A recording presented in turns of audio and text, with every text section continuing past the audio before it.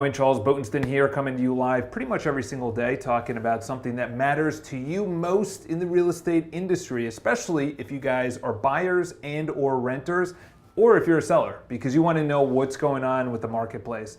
So we're going to be talking about currently, right now, what should you be doing if you're a renter or you're a buyer. I ran into someone yesterday, so I did a showing on one of our exclusives, and downstairs, one of the doormen pointed me to someone that was actually looking to rent a place in the building. So essentially what they do is, if they're not familiar from New York City and they don't want to pay the broker fee, they just go and they door knock buildings. In other words, they just walk into buildings that look really nice, and they just walk in, they say, do you have anything for rent? Do you have anything for sale?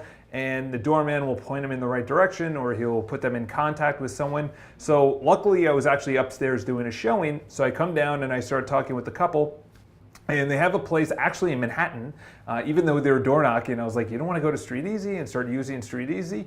They're like, yeah, no, we just like this area. We knew the buildings. We just wanted to walk in there, see if we would get lucky. So I said, all right. So we started talking about it. So they own a place on the east side in, I think, Midtown East. I think actually it might be Upper East, 63rd Street. And they're looking to get a bigger place. And they're going to go to the west side because he commutes up the West Side Highway, up into Westchester. And he was talking about, you know, the biggest thing is, should I sell my place to buy? Should I rent my place to buy? It would be nice if we cashed out because they've been there for a while. And I said, listen, if you want me to be honest for a second, and I just ripped through it. They really liked the honesty, and they're like, listen, give me a call. I want you to actually rent it out. So this is what I told them. I said, you own a place right now. You're looking to either rent or you should buy. And I told them, I said, listen, if you don't need the money, then you should rent. Okay, if you do need the money, you should sell and then buy. Okay, right now it is a buyer's market. You know, one of the messages that just came through was a college friend, and she was asking, hey, listen, we got into a bidding war.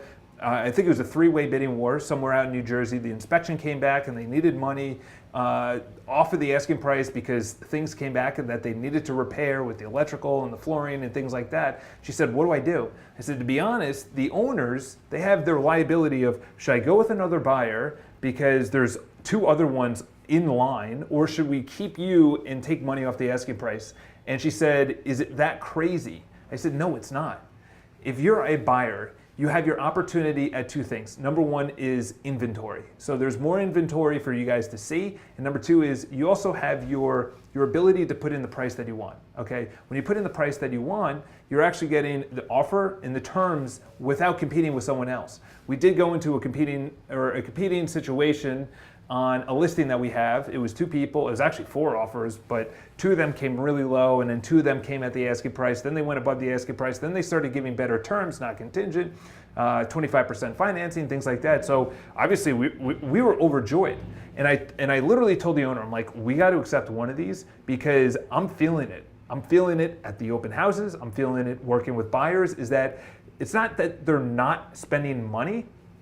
It's just that they're not buying real estate. That's the thing, is there's hesitancy. And then when there's hesitancy, inventory goes up. When inventory goes up, it's Econ 101. Inventory goes up, and then pricing starts to not decrease, but you'll start seeing asking prices go down. Realistic asking prices. To be honest, I think it was a little overpriced about 3 months ago. January was slow. February started taking off. March was crazy. April was crazy. June, it started slowing down, and then it hit a cliff right at the end of June, beginning of July, and people started going away. So when people went away, the owners who were jaded from all these market reports saying 10% more than last year, 6% less inventory. Yeah, but that's in the past. It takes at least a month to compile the numbers, to produce the report, to then get it out to you. And by the time you read it, that's almost a 45-day window. 45 days. That's like buying stock on a valuation that you received 45 days ago. It's just unrealistic. Like, should I go with the current situation right now, which is we know how many open houses have 0 people. We know how many offers and we are actually being made, number two, and number three is we know how many down arrows are in pricing right now. So this is the advice. This is the conclusion. This is right now. This isn't in the future. It's really hard to predict the future. Obviously, we're going to be next year abutting an election. and I lived through the last one, so things kind of stall out. But I think there's going to be a rise in September. So if you're looking to rent or buy, I would do it now. I would do it now until Labor Day.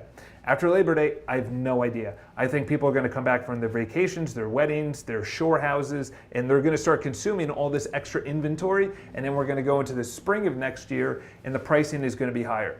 That's all, obviously, just it's further out. It's a longer time frame, but if you're renting, I would go back and listen, it happened with me. I'm in a beautiful rental building downtown, and they came back with a 3 or 4% increase.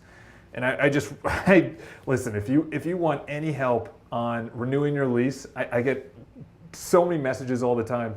What about lease renewals and things like that? Listen, I'm not going to help you every single time. If you're awesome and you are amazing person, then maybe I'll help you. But I just bullet pointed an email and I just went ding, ding, ding, ding, ding. And they're like, oh God, that sucks. This guy's in real estate. He knows what he's talking about. And they didn't raise the rent. So if you're in a rental right now, and that's also part of it, because it's when rent starts going up and people start saying, well, I'm spending $3,500 or I'm spending $6,000 on a rental, I could buy a 2-bedroom or I could buy a 1.5 bedroom. So that's really the precipice. When people start buying, they start transitioning from rental into buying is when it doesn't make sense. When their rent has gone up and they're throwing money outside the door. So I highly recommend, if you're in a rental right now, you look at the sales prices. If you don't find anything by Labor Day, maybe you put it on halt. Maybe you actually renew your lease, but if you renew your lease, don't pay more than a 1% increase, 1.5% increase. We manage about 20 properties, and the 2 lease renewals that we sent out, one was he's been there for 5 years and he's great, but no increase, and then the other one was it's their second year. I think it was only like 1.5 because they got a really good deal last year. And it's actually undervalued right now. So I wanted to give the owner, obviously, what the market rate is right now. So if you're buying, go out there until Labor Day. If you are renting, go back. If they say, you know what, no, we're going to put your home on the market, enter it as a buyer. But to be honest, you can get a really good lease renewal, to be honest. So currently, it's in your hands. It's not in the landlord and it's not in the seller. Hope this helped. If you guys have any questions, shoot me an email, charles@botenstein.com. We're going to be producing a lot more blog material. So we hired someone out on the West Coast. She's an amazing copywriter. She takes these videos, she translates it into really good text. We're going to be putting that out. We also have our market report for Manhattan, Brooklyn, and Queens. That's coming out. We're going to be mailing that out tomorrow. We're also physical mail and then snail mail. Both of them are going out tomorrow. If you guys have any questions, obviously the market it's in a transition because it took off earlier this year, kind of stalled out. It's not that people are not spending money. It's just that they're not buying real estate. It's very 2010-esque kind of period. So if you guys have any questions, leave it in the comments below, charles@botenstein.com. I'll see you guys tomorrow. I think tomorrow is going to be BPIU. BPIU is when we actually have the education and empowering the agents, things that I didn't have when I was actually going through, my first 5 or 6 years of real estate. So I'm going to pop off. Have an awesome day. Talk to you guys.